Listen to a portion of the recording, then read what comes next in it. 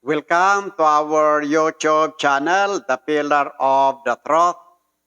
And muli po, ito ang iyong kaibigan, si Dr. Chris Dayogo, na bumabati muli sa inyo ng magandang hapon.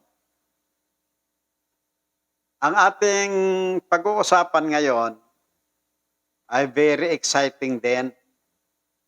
Dahil ang tanong ito yung tanong, hindi ba nung linikha ng Diyos ang tao? Hindi ba yung hininga, hindi ba yung buhay na binigay ng Diyos sa atin, hindi ba yon ang buhay na galing sa Diyos? Bakit sa John 3:16, paki-plus nga natin, ay bakit doon sa John 3:16 ang sabi,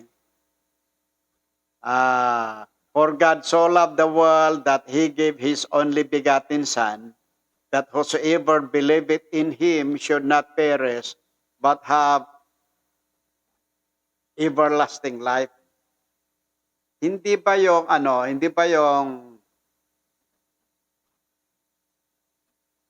ang tanong, hindi ba binigyan na tayo ng Diyos, hindi ba yung buhay natin ay galing sa Diyos? Yun po yung tanong. At isa pa, anong ibig sabihin nitong eternal life? At ang request dito, ang sabi, ilang beses daw niyang narinig ang mga explanation, ilang beses daw niyang narinig ang preaching about John 3:16. Kaya kung pwede, Doc, gusto ko namang marinig din sa explanation mo tungkol naman dito sa John 3:16. Okay mga kapatid at taga-subaybay, mga kaibigan. Oo nga naman, di ba? Nung linikha tayo ng Diyos, hindi ba yung buhay na binigay sa atin ay galing sa Kanya mismo? So ang ibig sabihin, kung yung buhay na binigay niya sa atin ay galing sa Kanya, ibig sabihin, sandali lang, may tumatawag, pero ay yan nga natin.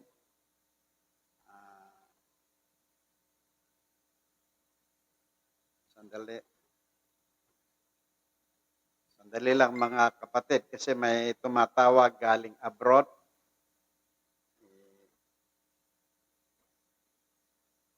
Bali, sasagutin na lang natin mamaya. Diyan na po kayo. Saan ba tayo? Hindi ba yung binigay ng Diyos sa atin ay galing sa Kanya? Ang ibig sabihin, kung galing sa Kanya, ang ibig sabihin, eternal life yon. Dahil, siyempre, pag tinanong natin, what is eternal life? Siyempre, ang sagot dyan, eternal life is the life of God. Kasi Diyos lang ang merong eternal life. Yun yung ibinahagi sa tao nung linikha niya ang tao. Kasi yung breath o kaya hininga ng mga animal ay may hangganan. Iba ang buhay nila. Kasi ang mga animal nga naman, mga isda, mga ibon, ang mga ito naman talaga ay linikha ng Diyos para sa pagkain ng tao. Kaya ang kanilang buhay, o kaya ang ibig sabihin, wala silang eternal life. Meron silang kaluluwa, kaya lang mortal. Ang kaluluwa ng tao, yun naman yung immortal. Kaya, anong ibig sabihin yon? Anong ibig sabihin yung binigyan na nga tayo ng buhay. Ibig sabihin, yung meron tayo ay galing sa Diyos. Eternal life na yon. Tapos, pagbasahin natin itong versikulo, paki-plus mo ulit. Excuse me. Pagbasahin natin ulit itong versikulo, itong sinasabi. For God so loved the world, sobrang minahal ng Diyos ang mundo, that He gave His only begotten Son. At binigay niya ang kanyang bugtong na anak. Ang ibig sabihin, pag sinabing bigaten, ang salitang bigaten kasi, sa mas simple na English, only. Yung salitang bigaten sa Biblia, translated in dictionary as only. Kaya lang, yung only ay pwede natin gamitin sa 10, pwede natin gamitin kahit sabihin natin 1 million only. Are there how many people in the plaza na nasa rally? Meron pong 1 million only. So, ibig sabihin, yung only ay pwedeng gamitin more than one. Pero yung salitang bigatin, ang ibig sabihin yan ay gagamitin lang natin sa iisa, the one and only. So, meaning, Jesus Christ is the only one and only Son of God. Kaya dito sa versikulong ito, marami tayong pag-uusapan din dyan. Dahil marami nagsasabi na si Kristo ay ito lang yung pangatlo sa Biblia na walang mga magulang. Sa susunod, i-discuss natin yan. Pero nakapokus muna tayo dito sa everlasting life. So, for God so loved the world that He gave His only begotten Son, that whosoever believeth in Him, upang lahat ng sasampalataya sa Kanya ay hindi mawawala. Whosoever believeth in Him should not perish, but have everlasting life. Okay yan. Sabi dyan, ito yung tanong, kung yung buhay na binigyan ng Diyos sa atin ay buhay na walang hanggan, ibig sabihin, hindi tayo mawawala kasi ngayong buhay na binigay sa atin. Ay bakit sabi ng bersikulo na should not perish? Ang ibig sabihin, yung hindi sasampalataya kay Kristo, yung hindi tatanggap kay Kristo, sila po ay mawawala. They will perish. Ngunit yung mga tatanggap kay Kristo, sasampalataya kay Kristo, hindi sila mawawala, ngunit magkaroon sila ng everlasting life. Hindi ba yung buhay na meron tayo ay galing sa Diyos? Kasi ang meaning ng everlasting life is the life of God. Kasi when you ask, what is eternal life? The answer is, eternal life is the life of God. So, ibig sabihin, yung hininga, yung buhay na binigay ng Diyos ay, sa atin ay galing sa Kanya. Ay bakit sabi naman sa John 3:16 na yung hindi sasampalataya mawawala? Ay papaanong mawawala? Ay eternal life na nga. Tapos, sabi diyan, ang sasampalataya ay bibigyan ng everlasting life. Hindi ba yung buhay na meron tayo, everlasting life na yan? Hindi mawawala yan dahil yan ay galing sa Diyos. Kaya nga doon tayo nagkakasala dahil yung buhay na meron tayo ay galing sa Diyos. Kaya maganda naman, interesting naman yung tanong nga ngayon. Yung buhay na meron tayo, interesting yon. Yung buhay na meron tayo ay hindi galing sa dyablo. Hindi galing kay Satan. Kundi galing sa Diyos. At yun ang malaking pananagutan natin. At yun ang malaking kasalanan natin kung yung buhay na pinahiram. Kaya maraming gumagamit ng salitang pinahiram. dahil pwede niyang bawiin at anytime. Yung buhay na meron tayo ay galing sa Diyos. Kung ganon, pag hindi mo ginamit ang buhay na meron tayo, yun po yung pananagutan at yun ay malaking kasalanan. Kasi nga, hindi nga galing sa dyablo yung buhay natin. Halimbawa, palagi kong sinasabi ito sa preaching, sa lecture, sa church, kahit saan, na kung makadiyos ang tao, halimbawa, sabi nga natin, ang Pilipinas daw is the only Christian nation in Asia. Pero parang ano lang yata, parang art lang yata yun. Parang art lang, parang salita lang. Kasi kung totoong makadiyos ang gobyerno natin, totoong makadiyos ang mga Pilipino, ay bakit yung standard ng Diyos? Bakit yung standard ng Diyos? Bakit yung standard ng Diyos? Pasensya po, paulit-ulit. Medyo lang. Inayos lang itong camera natin.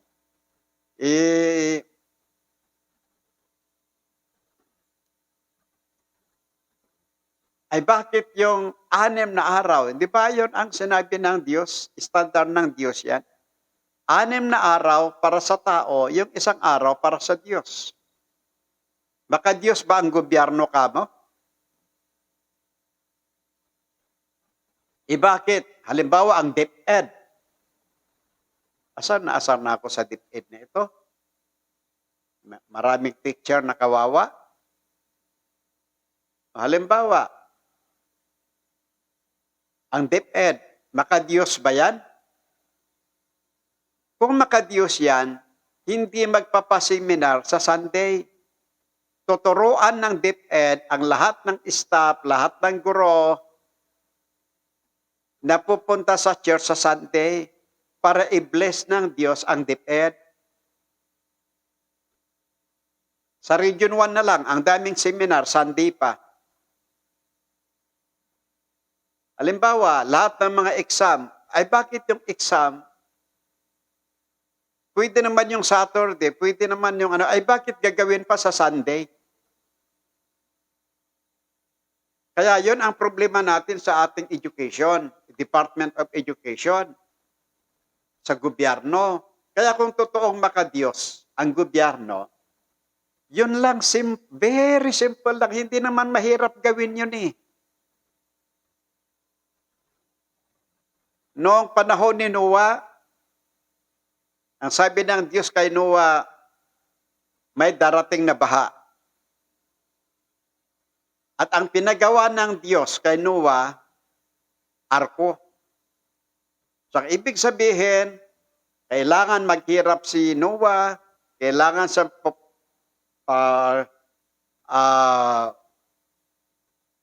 siya puputol ng mga kahoy na gawin. Kakargahin niya mga truso, talagang pagod, mahirap gawin, pero kailangan gawin niya kasi maligtas siya.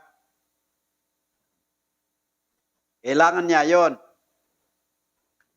Sa atin naman, ang pinapagawa lang naman ng Diyos, yung 6 na araw para sa Kanya, yung 1 araw para sa, 6 na araw para sa atin. I stand corrected. Yung 6 na araw para sa atin, yung 1 araw para sa Kanya. Bakit simple lang naman yun eh.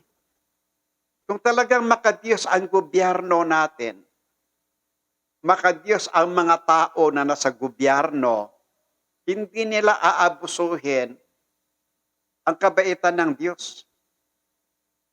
Kaya nga ang gobyerno natin, punong-puno ng korupsyon. Kaya pinapalo tayo ng Diyos, ang daming kalamidad na sa atin dahil sa katigasan ng ulo ng tao. Limbawa, meron din akong article noon kung ang mga baha, mga kalamidad, yan ba ay Yan ba ay palo ng Diyos sa atin? Yan ba ay sumpa? Oo. Totoo naman. May ebidensya naman tayo eh. Bakit sa Sodom at Gomorrah, sinunog ng Diyos? Dahil sa sobrang sukdo o kaya sukdulan na ang kasamaan ba tawag yan? Kasamaan ng tao. At bakit nung panahon ni Noah, pero may due process pa rin ang Diyos. Kaya bago darating ang baha, 120 years. Nangaral si Noah, taon, pero ang tao matigas ang ulo. Kahit ngayon, hindi pa pagkatapos yung baha, ang sabi naman ng Diyos na susunod, ang sasampalataya sa Diyos maliligtas, pero yung hindi, sa impyerno naman siya. Ganon din ang nangyayari. Kaya tama yung sabi ng Biblia na kung anong nangyari bago ang baha. Na ang mga tao walang alam na gawin kundi magpakasaya, makamundo, yung pangsarili nila na hindi man lang sila sa Diyos. Kaya yun, nagalit ang Diyos. Kaya yun nga, parang nakakaano kasi na isipin eh. Pati ang mga taong makadiyos nadadamay sa punishment o kaya nadadamay sa palo ng Diyos sa ating bansa. Paano kasi mga politician natin, ang galing-galing uminom ng alak, ang galing-galing silang magmadyong, ang galing-galing silang magsabong. Sa bagay, hindi naman lahat. Palit-palit ang babae sa buhay nila.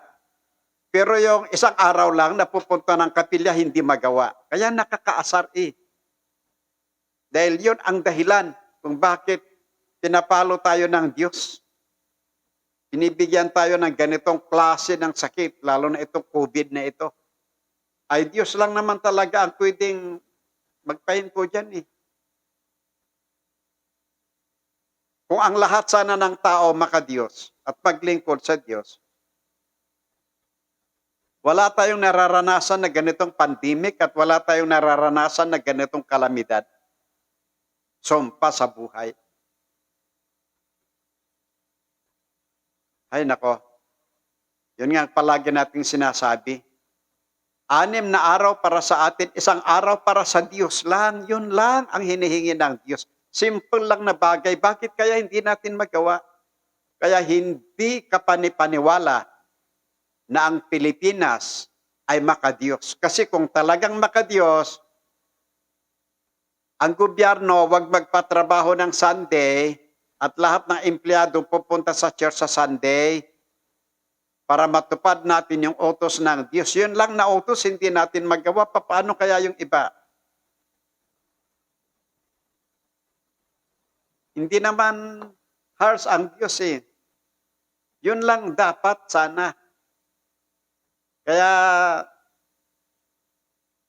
ang isa pa, kaya nga ilang beses kong sinabi dito, kahit sa preaching, kahit sa lecture, na nagsisilos ang Diyos. Nung nagbigay tayo ng counseling sa marriage, ganun din. Ang sinabi ko sa mga tao, ang nagbigay ng buhay natin, Diyos, hindi po dyablo. Kaya wag po yung dyablo ang bibigyan natin ng pansin o kaya hindi po dyablo ang dapat nating sundin. Ang Sunday, dapat sa church. Pag hindi ka nagpunta ng church, malungkot ang Diyos, tumatawa naman ang demonyo. Kasi itong Satan na ito, gustong-gusto niya na ang tao gagawa ng violation against God. Alam naman natin si Satan enemy talaga ng Diyos yan eh. Umahalakhak siya, ay lalo na sa mga nagsasabing Kristiyano kuno, Sunday, hindi pupunta ng church. Yung iba na hindi pupunta ng church, ayaw na si sermonan. Hindi niyo ba alam na ang sermon, nakakagamot yan sa ating spiritual na sakit. Nakakatulong para maging matuwid tayo. Kaya mag-isip tayo ng mabuti. Sino bang nagbigay ng buhay sa atin? Ang Diyos ba o demonyo? Diyos naman hindi naman demonyo. Yung sugalan, patayan, kung ano-anong makamundong bagay dyan, yan ay gustong-gusto ng dyablo. Yun ay ino-offer ng dyablo. Hindi ko naman sinasabi na kailangan tayo maging perfect. Pero yung simple na bagay lang, hindi natin magawa. Di ba, masakit sa Diyos yan? Isipin mo nga, Diyos ang nagbigay ng buhay sa atin. Pero kanino natin binibigay ang ating services?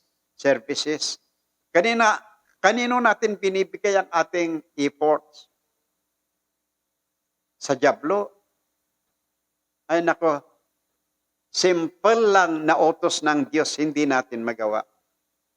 At kahit anong gawin, unless na makadiyos ang lahat na nasa gobyerno, magkakaroon tayo ng kapayapaan. Paano bang magkaroon ng kapayapaan sa bansa natin? Kung walang masasama, magkaroon tayo ng kapayapaan. Kung walang kriminal, magkakaroon tayo ng kapayapaan. Kung walang korap na opisyal ng gobyerno at walang mamamatay na opisyal ng gobyerno, magkakaroon tayo ng kapayapaan. Ngunit paano nga talaga na magkakaroon ng kapayapaan? Paano? Sabi ko, kung walang kriminal, walang korap, may kapayapaan. Pero paano?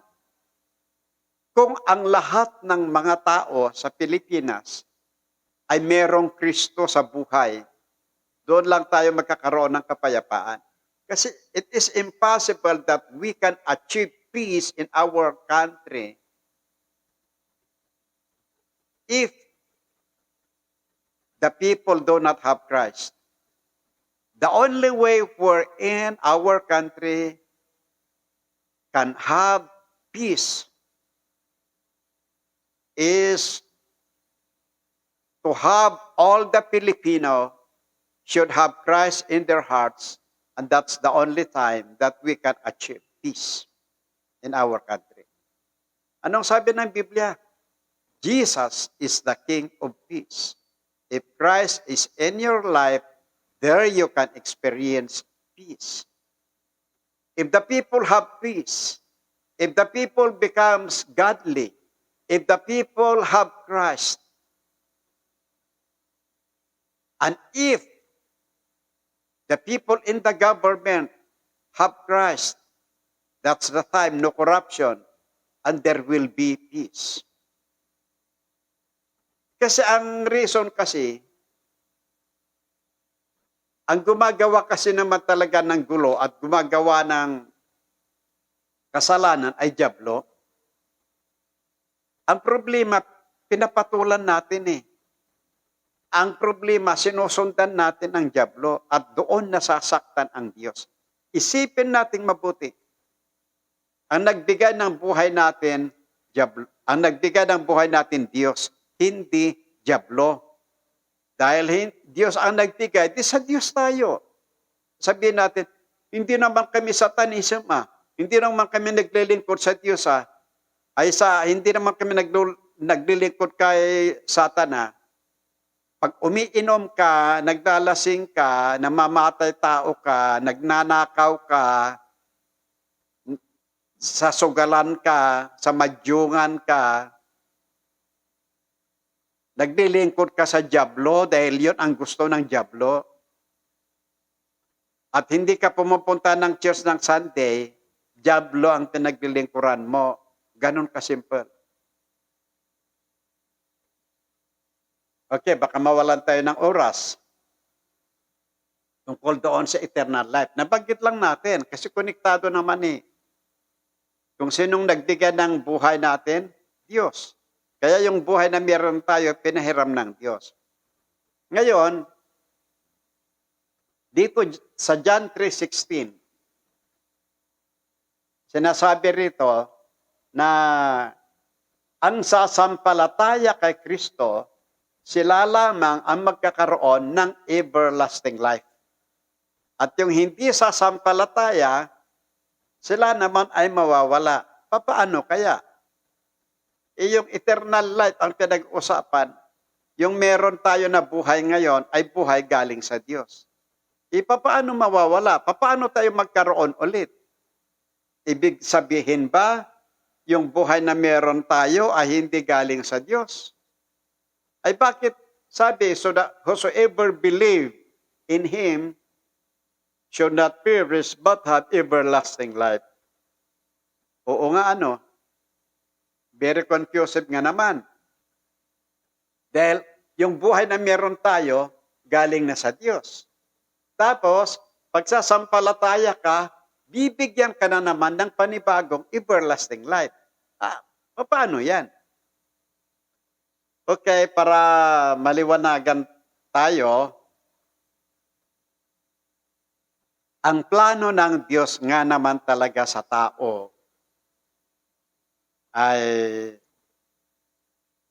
kaya binigyan ng Diyos ang tao, linikha ng Diyos ang tao, at yung kanyang buhay, yung kanyang hininga, buhay galing sa kanya, yun ang inimpart niya, binigay niya sa tao. Tama yun. Yung buhay na meron tayo, buhay yan na galing sa Diyos. Ang problema nga lang, nung si Eve at Adan ay nagkasala, binawi ng Diyos. Binawi ng Diyos yung buhay na walang hanggan. So, ang ibig sabihin, nung nagkasala ang tao, yung plano ng Diyos na mabuhay tayo, na walang sakit, walang kamatayan, kakain lang tayo ng mga fruits, kaya nga may mga kahoy, kakain lang tayo, parang ibon, ganun lang yung sana natin. Pero dahil nga sa kasalanan, binawi ng Diyos. Halimbawa, tingnan nga natin. Tignan nga natin sa scripture yung sinabi ni, tingnan mo sa Genesis chapter 3. Anong sabi ng Diyos? Lahat ng bunga ng kahoy dyan, pwede niyong kainin. Ngunit, yung buhay, nandito na. Tingnan natin. Sa Genesis chapter 3, verse 3. But of the fruit of the tree which is in the midst of the garden, God had said, Ye shall not eat of it, neither shall ye touch it, lest ye die. Tignan ninyo. So, ibig sabihin, sabi ng Diyos, pwede kayong kumain sa lahat ng bunga ng kahoy. Maliban lang doon sa kahoy, doon sa gitna. Huwag ninyong kakainin. At kung kakain kayo dyan, mamamatay kayo. So, ibig sabihin, yung salitang die, you will die, yung mamamatay kayo, ibig sabihin, doon binawi ng Diyos yung buhay na binigay niya sa atin, napalitan na ng kamatayan. Binawi na ng Diyos yan. Nung una, totoo, yung buhay na binigay sa tao, galing sa Diyos. At ang buhay na meron tayo, galing sa Diyos. Pero binawi ng Diyos yung eternal life. Kaya ang buhay na meron tayo ngayon ay buhay na pwedeng mamatay. Dahil nga dyan, binawi nga ng Diyos yung plano. Kaya yun ang dahilan kung bakit kailangan naman tayo ulit na magkaroon ng panibagong eternal life. Dahil yung life na meron tayo ngayon ay mamamatay na. Hindi lang yan, nung nagkasala ang tao, si Adan at Eve, hindi naman, huwag tayong maniwala doon sa sinasabi ng iba na minana natin ang kasalanan ni Adam at Eve. Kaya yung iba, binibinyagan ang bata dahil daw nung nakadidi na siya sa gatas ng ina, minana daw na niya yung kasalanan. Alam po niyo sa katotohanan, hindi naman hindi naman totoo na ang bata ay mamanahin mo ang kasalanan ng mga magulang mo. Sabi natin, God is a God of justice. God is a judge of righteousness. Paano natin sasabihin na mamanahin natin ang kasalanan ng magulang natin? Excuse me. Hindi po totoo yun. Ang sinabi lang ng Biblia, dahil sa isang tao na nagkasala, ang kamatayan ay dahil lang sa taong nagkasala, lahat tayo ay mamamatay. Nang ibig sabihin yon, hindi natin minana yung kasalanan, yung penalty. In other words, para baliwanagan tayo, yung penalty, yung parusa, hindi natin minana. Ang minana lang natin, yung sinful nature. Halimbawa, yung ama, lasinggo. Meron siyang anak. Paglaki ng anak, lasinggo rin. Yan ang ibig sabihin. Ang minamana natin, yung sinful nature. Dahil nga sa nakikita ng bata sa mga magulang, tutularan niya yon. Yan ang sinabi ng Biblia. Na hindi natin minana yung penalty. Halimbawa, yung kasalanan ng father ko, kasalanan lang niya.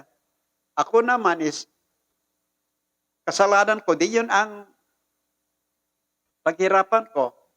Kasi God is a God of justice. Ang problema nga lang, yun nga, sa nakikita natin, mga bata pa tayo, nakikita natin yung ganon. Halimbawa, inosente ka, bata ka, natuto ka ng ganon. Dahil lumaki naman ako sa church dahil ang mga magulang ko preacher. Pero nung nabarkada ako, nung grade 3, grade 4, grade 5, grade 6, nabarkada, high school, ayan na doon. Doon na tayo nabarkada.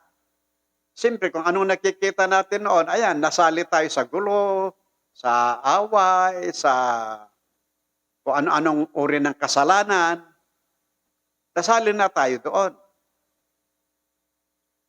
Hindi po dahil sa, ang ibig kong sabihin is, hindi natin kasalanan, yung kasalanan ng mga magulang natin. Dahil lang sa nakikita natin, na nature nila, nagawa natin. Kaya nga, ang isang bata, pag mamatay yan, at in the age of innocence, walang pananagutan yan. Pupunta sa langit yan dahil yun ang sabi ni Kristo. Pero, siyempre,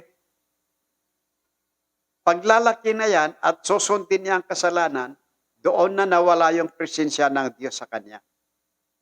So, yun ang nangyari kay Adam at Eve. Nawala na yung presensya ng Diyos, nawala na yung buhay ng Diyos sa kanila. Nung nagkasala sila. Ganun pa man, dahil mahal ng Diyos ang tao,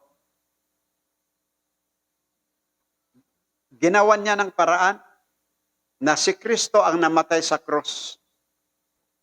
Sobrang hirap. Wala siguro nakaranas sa hirap na naranasan ni Kristo.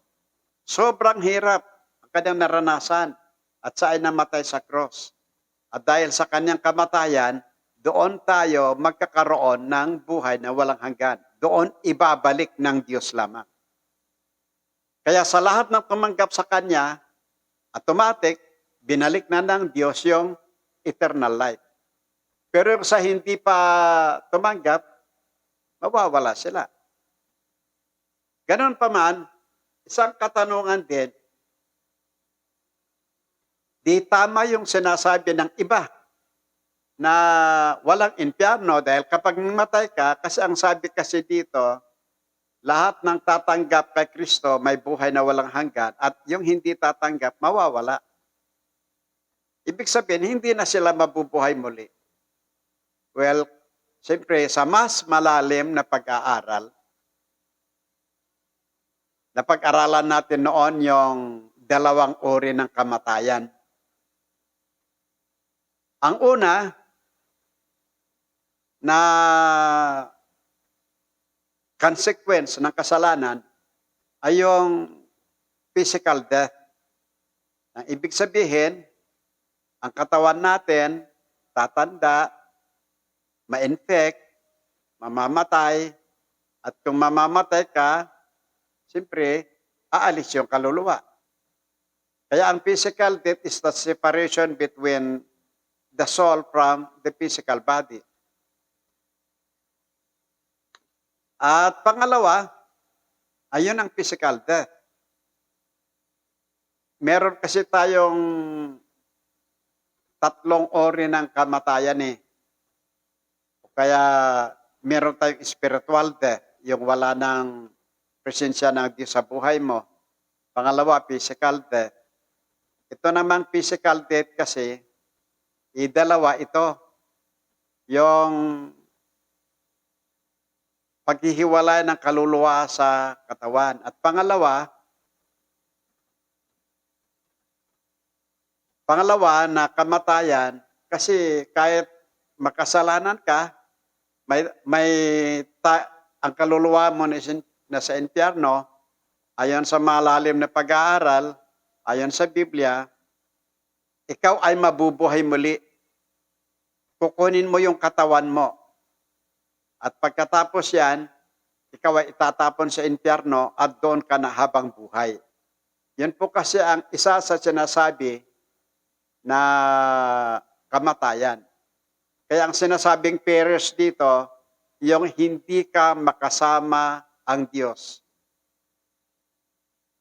Yung eternal life, yung sinasabing eternal life dito, kahit mamatay ka, darating yung time na pag darating si Kristo, kukunin mo yung katawan mo, muli, haharap ka sa Diyos, at kasama natin ang Diyos habang buhay. Walang hanggan, I should say. Kasama natin ang Diyos na walang hanggan. Yun po isang ibig sabihin kasi yan. Okay, wala na tayong oras at ipagpatuloy pa rin natin ang discussion natin tungkol dito sa eternal life at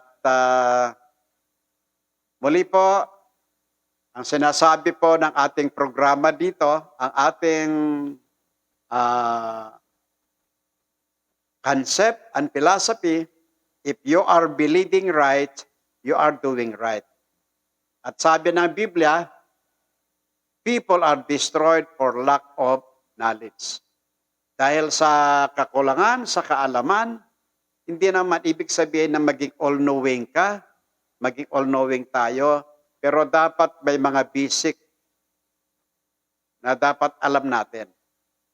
Kanina umaga, narinig ko sa GMA, sabi nila, pinag-usapan nila, narinig nila sa isang theologian na ano bang ibig sabihin ng Bible.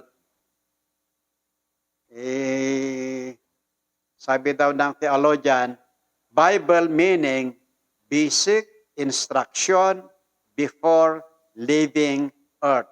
Totoo nga naman eh. Kaya hindi naman kailangan maging all-knowing ka, kagaya yung sinabi ko kanina. Pero siyempre, yung basic, simple na kaalaman tungkol sa kaligtasan dahil kahit alam natin, yung simple na basic tungkol sa kalooban ng Diyos, kagaya yung 6 na araw, para sa atin, 1 araw para sa Diyos. Kailangan yon. Kaya kailangan pa rin ang pag-aaral, pakikinig, para makatulong po sa atin na magkaroon po ng mga basic na kaalaman.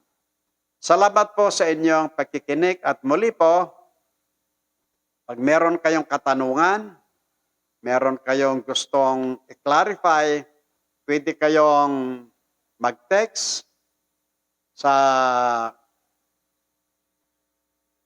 ating mobile phones, naka-plus na sa screen, 0917 505-3049 at 0933-867-8050. Ganon din sa mga sumusulat sa atin sa email at yung gusto rin na mag-email, docdayogo@yahoo.com. Salamat muli at magandang hapon sa inyong lahat. God bless.